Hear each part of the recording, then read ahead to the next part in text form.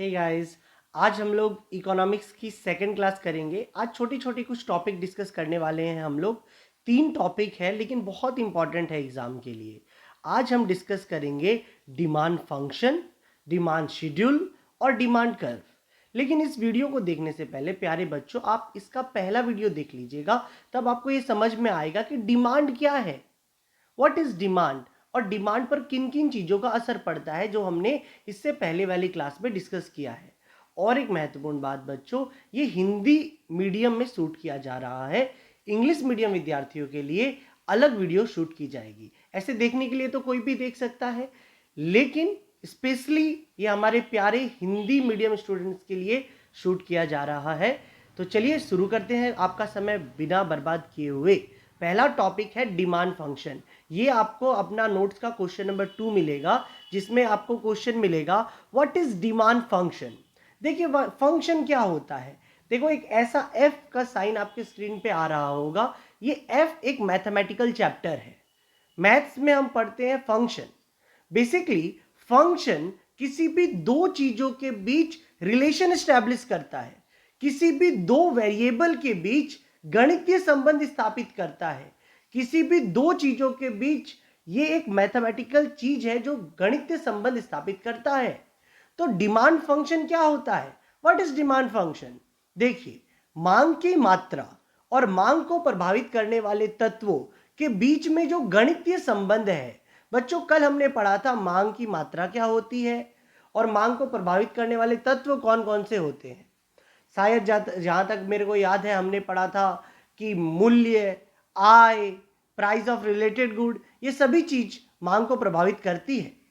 तो मांग की मात्रा और मांग को प्रभावित करने वाले तत्वों के बीच के गणितीय संबंध को हम डिमांड फंक्शन कहते हैं। बच्चों, इसको अगर हम इक्वेशन के फॉर्म में लिखे तो आप लिख सकते हो Q is equals to function of price, income, price of related goods and many more. Okay, 2 marks का आपका एग्जाम में क्वेश्चन आता है। अगर आपसे पूछता है व्हाट इज डिमांड फंक्शन, तो आप लिखेंगे मांग की मात्रा और मांग को प्रभावित करने वाले तत्वों के बीच गणितीय संबंध को डिमांड फंक्शन कहते हैं। और इसका आपको फॉर्मूला भी लिखना पड़ेगा, that is Q is the function. ये F जो साइन है ये फंक्शन का है, ब्रैकेट में price, income, price of related goods and many मोर।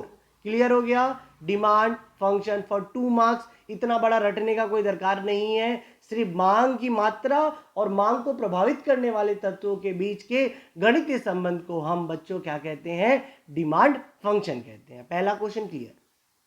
आज का जो दूसरा क्वेश्चन है वो है डिमांड शेड्यूल। बच्चों, डिमांड शेड्यूल क्या होता है?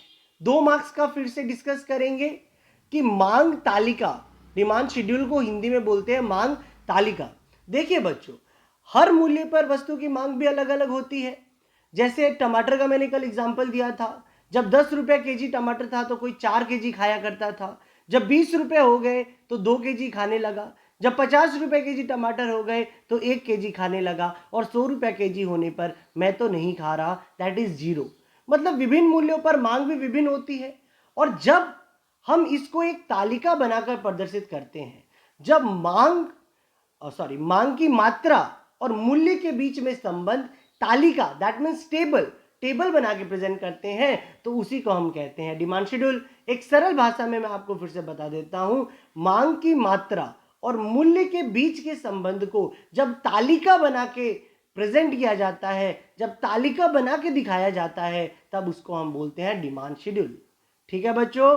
Tabular representation of price and quantity demanded is called demand schedule. मांग की मात्रा और मूल्य के बीच में जो संबंध अगर आप तालिका, टेबल बना के प्रेजेंट कर रहे हो, तो वो क्या कहलाता है? Demand schedule. उसका एक एग्जांपल आपके स्क्रीन पर आ गया। ठीक है, क्लियर? और एक छोटा सा टॉपिक आज हमको डिस्कस करना है, डिमांड कर्व। बच्चों, कभी कभी टेबल से ज्यादा इंटरेस्टिंग होता है ग्राफ। आप क्रिकेट देखते हो तो टेबल भी दिखाते हैं और साथ में कभी कभी ग्राफ दिखाते हैं कि इंडिया का स्कोर ऐसे था, ऑस्ट्रेलिया का स्कोर ऐसे था, तो उससे हमें बेटर अंडरस्टैंडिंग होती है। तो इकोनॉमिक्स में भी हम बहुत सारी रिलेशनशिप को ग्राफ, या फिर जिसको हिंदी में हम बोलते हैं रेखा चित्र, रेखा चित्र के माध्यम से प्रदर्शित करते हैं तो उसे क्या बोलते हैं हम? कर्व। तो डिमांड कर्व क्या है? वस्तु की मांग और मूल्य के बीच का संबंध जब रेखा चित्र के द्वारा प्रदर्शित किया जाता है, जब when the relation between price and quantity demanded are shown by making a graph is called demand curve। अब इस डिमांड कर्व का शेप क्या होता है, नहीं होता है, ये हम लॉ ऑफ डिमांड के बाद पढ़ेंगे। आज हमने छोटे छोटे 3 टॉपिक सरल सरल 2 मार्क्स के लिए डिस्कस किए। सबसे पहला डिमांड फंक्शन, मांग और मांग को प्रभावित करने वाले तत्वों के बीच गणितीय संबंध को डिमांड फंक्शन कहते हैं। नंबर 2, डिमांड शेड्यूल क्या होता है? मांग और मूल्य के बीच का संबंध जब हम एक तालिका बनाकर प्रदर्शित करते हैं तो इसे हम क्या कहते हैं बच्चों? मांग तालिका। और सबसे इंपॉर्टेंट क्या है? Demand curve. डिमांड कर्व क्या है बच्चों? ऐसे तो डिमांड शेड्यूल का ग्राफिकल रिप्रेजेंटेशन ही डिमांड कर्व है, लेकिन एग्जाम में हम लिखेंगे मांग और मूल्य के बीच का संबंध जब ग्राफ या मानचित्र या रेखाचित्र, सॉरी मानचित्र नहीं, रेखाचित्र के द्वारा प्रदर्शित किया जाता है तो उसे हम क्या कहते हैं? डिमांड कर्व कहते हैं। इसकी एक फोटो आपकी स्क्रीन पे पहले भी दिखाई गई थी, अभी भी आप देख लो। तो अभी ये 3 क्वेश्चन क्लियर हो गया। छोटे छोटे क्वेश्चंस है, नोट्स तो मैं आपको भेज ही दूंगा।